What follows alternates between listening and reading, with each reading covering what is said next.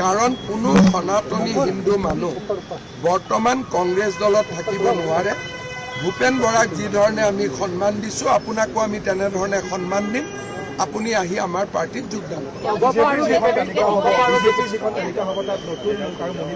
বহুত বেছি নতুন মুখ থাকিব, মহিলা প্ৰাৰ্থী থাকিব, সকলো জাতি জনগোষ্ঠীৰ প্ৰতিনিধিত্ব থাকিব আৰু যুৱ সমাজে ইউথ হয় এইবাৰ বহুত বেছি ৰিপ্ৰেজেণ্টেশ্যন। আপুনি কোৱাৰ একেখন লিষ্টতে গোটেই তালিকা প্ৰকাশ কৰিব?